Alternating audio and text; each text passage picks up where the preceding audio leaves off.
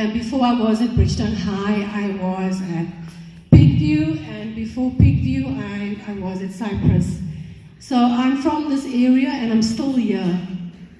And there was a time in my school career that I had to leave school and go work in a clothing factory because that was, you know, the route for my family. All my sisters worked in a clothing factory, so we were from the working class. And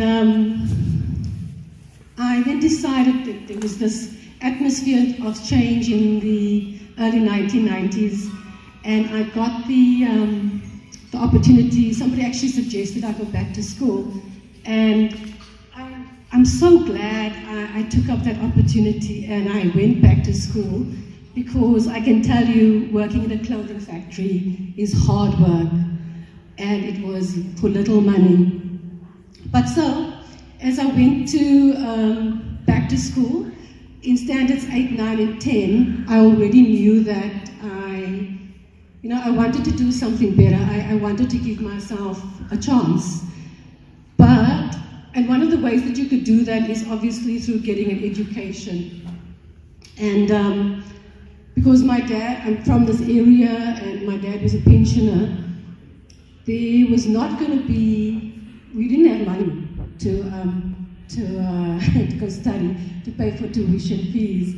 So I think when I was in standard 9 already, and it wasn't grades, it was standards at that stage, my dad and I already planned, and I think now it feels like I sent out thousands of applications for bursaries and financial aid, but I think it was probably around 500. And from the 500, 499 said no. So, but one said yes. So UCT and NSFAS, was here, they said yes, and that was all that I needed. And I then went on to get a Bachelor of Arts, a Bachelor of Law. I'm now an admitted attorney. I've worked as an attorney. I have my own practice. And I have a master's degree now, so I was able to get that funding. I just needed the one yes. So why am I telling you this today?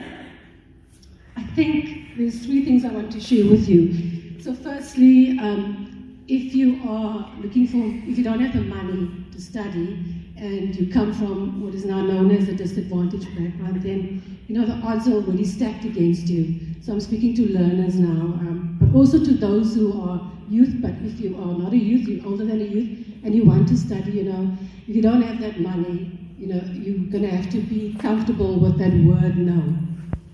And I would say get comfortable with it, but don't let it deter you.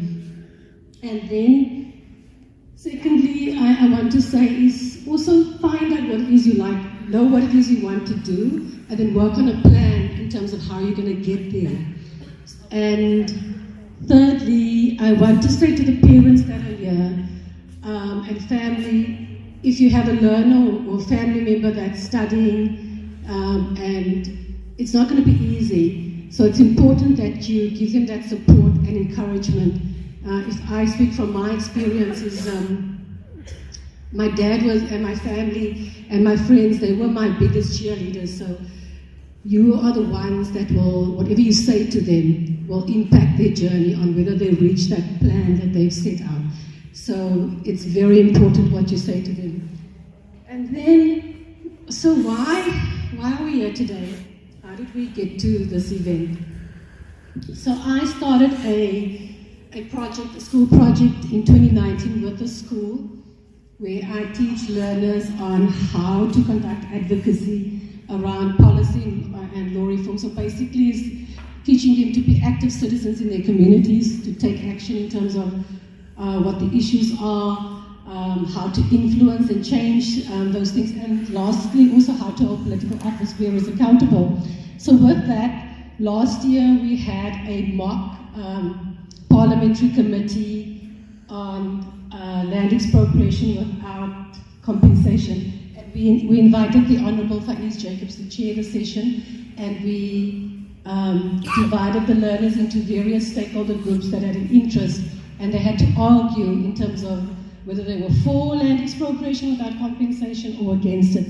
But at the end, we had a conversation and an engagement with learners about what the burning issues are for them. And it turns out they needed advice in terms of what careers, how to follow, and also how to gain financial aid. That was the big question, and I was obviously able to tell them that, well, I'm sort of like a NSFAS baby, and they covered all my expenses up until I was, done with the degrees. So that's how we came here today. And with that, I'm going to now, I think I've spoken quite a bit, but I'm going to hand over to our keynote speaker, who is the Honourable Faiz Jacobs. He is a Member of Parliament, and he's the chief, not the chief whip, but he's the committee whip for the Portfolio Committee on Small Business Development in Parliament. He's also known as a fighter for his community and an activist in the Athlone area. He's from Beacon Valley, Mitchell's Plain, but he was schooled here in the Athlone area, and his constituency office focuses on Athlone. And one of the key statements that he proclaims, and I agree with that, is that communities must look within themselves to find the answers. And I agree with that. It makes sense because too often we look at, what can government do? And yes, that we need to ask government that question, but it's not a sustainable way. We need to find the people in our areas, like myself, who lives in Bridgetown, who can bring these institutions here, and if there's a community issue, then we must try and solve it on our own and get government in, but not expect government to do that. So with that, can we give a hand for the Honourable Faiz Jacobs? And